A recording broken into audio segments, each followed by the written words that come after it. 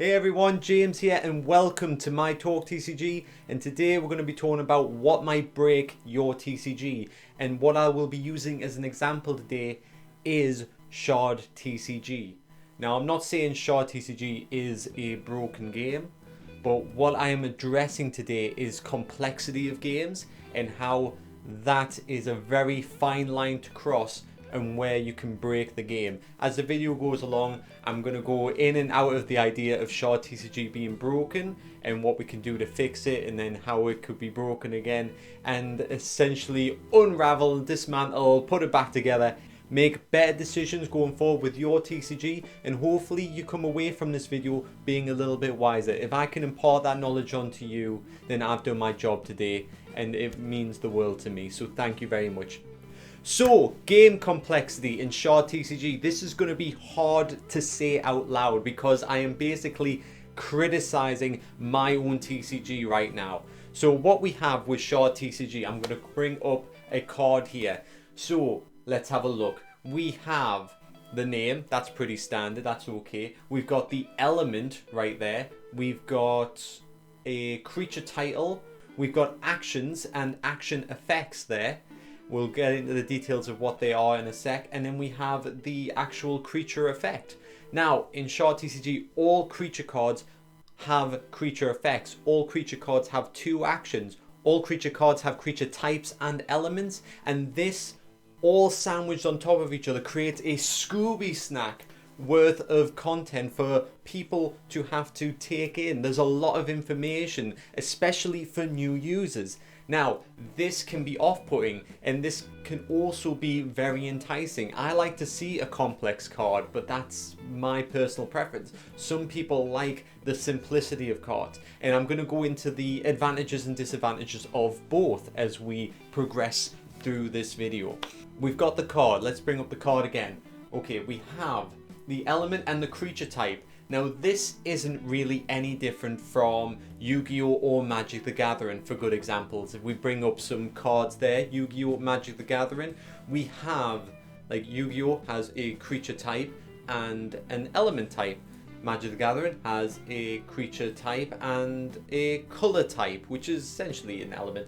So they both have those combinations, and with those combinations, you can mix and match and create a lot of complexity just through that with different TCGs. So with creature types and creature elements, you can get a lot of combinations by going from like warriors to beasts and dragons and things like that, and then mixing them with different elements like fire, light, dark, water, all them, and then you can mix and match. Now, an advantage to preferring one color to another creature type, which is what I'm going to use with Magic the Gathering, is you get a lot of red dragons.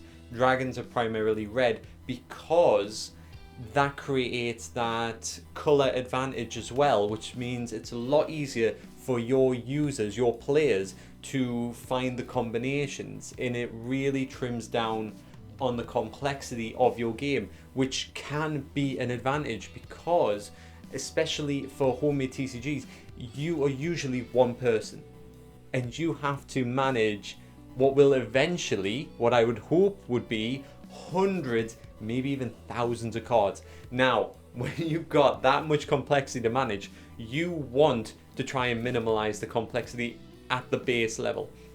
If you can create more creature types that have a similar element, then you achieve this synergy without putting as much effort into the game. Now, I'm not saying that you should minimize the effort that you put into the game. I'm saying divert your effort to other parts of the game that need it more. That is all I'm saying. You can minimize this part and then complicate something else, you know, something that needs your attention. That is what we're focusing on today. Now, back to the complexity of the game. What I mentioned with Shard TCG is we have all these types. We've now addressed the element and creature type. Okay, so these are two things that the players will look at. The next thing is the creature title. We're just going to go down the card like this. So we've got the creature title. Now, the creature title for us is an additional effect. It's more of a base effect that is found more commonly on our cards. So for example, one of our titles is a Berserker card. Now, a Berserker means that when you enter your combat phase, the creature must attack first. It is the first thing to charge forward.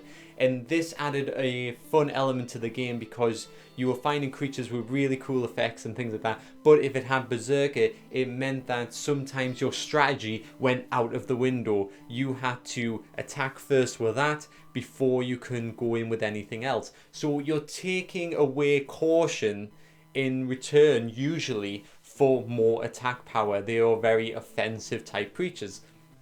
So we found that was quite fun. Now the player who is seeing this card has to take that title into consideration. Now we're moving on to action effects. Now we've got 2 action cards where things like Yu-Gi-Oh! Magic the Gathering normally have one, which is their attack power. Magic the Gathering has your attack and your health. Yu-Gi-Oh! Has attack and defense. So they're dealing with one action that they can go forward with during the combat phase. They don't attack with defense, they don't attack with health.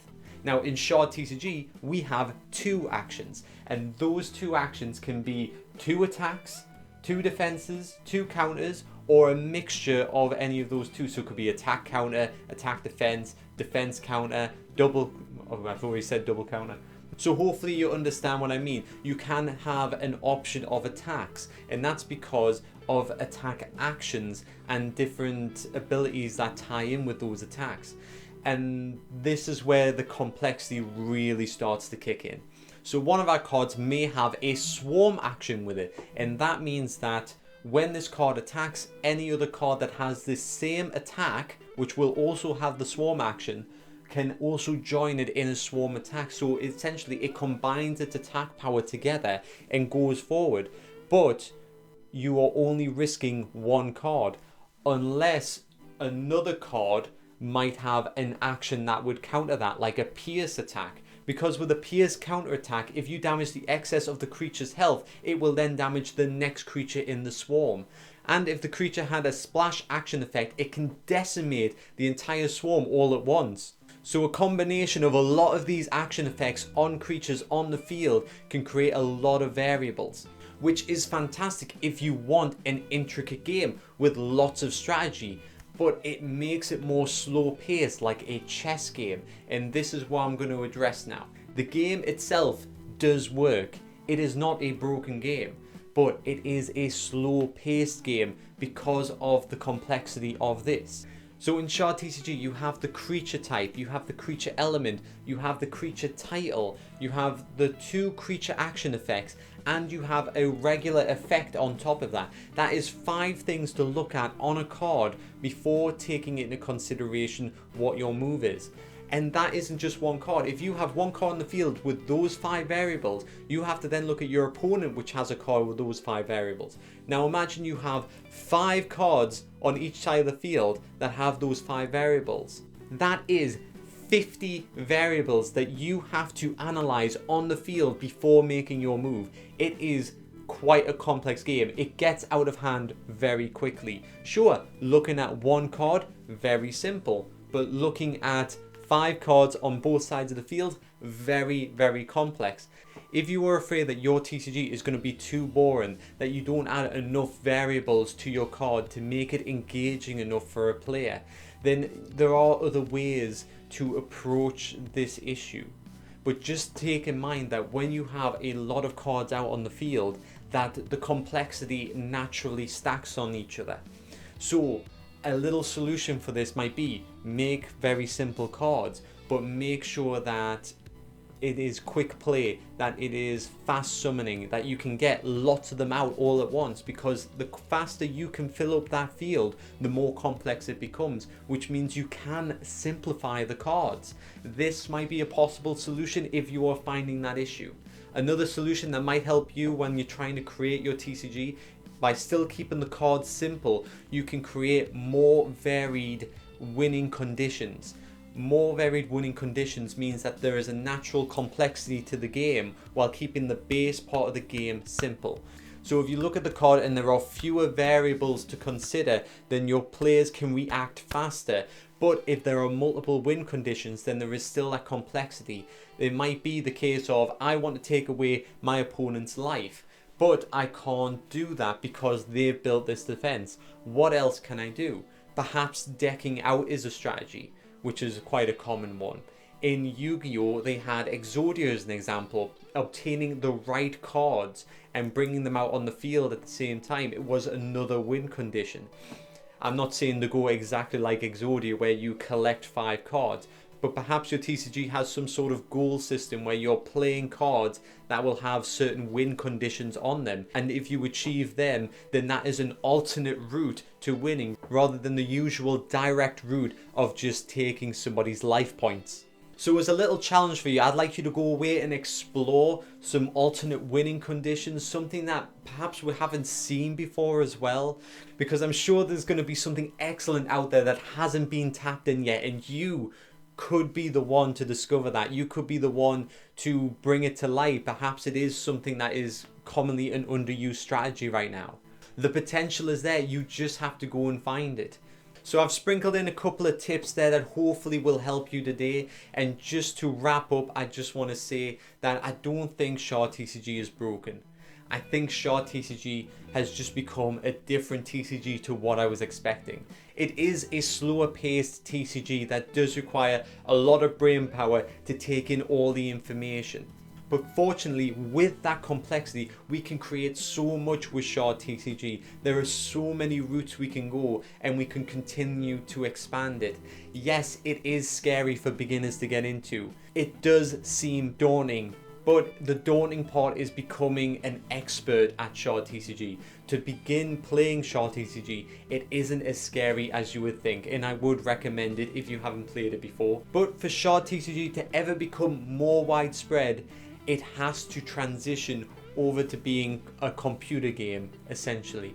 If you were playing Shard TCG and you had the computer essentially doing the brain power for you, you know, you hover over a card and it gives you those helpful glows to what targets and what affects things like that, then it cuts down on your thinking time. That speeds up the game, makes it more productive, therefore delivering that dopamine that you get every time you do something right in the game to make you think, oh, I feel good when I did that, I'm going to do it again, I'm going to play this game again.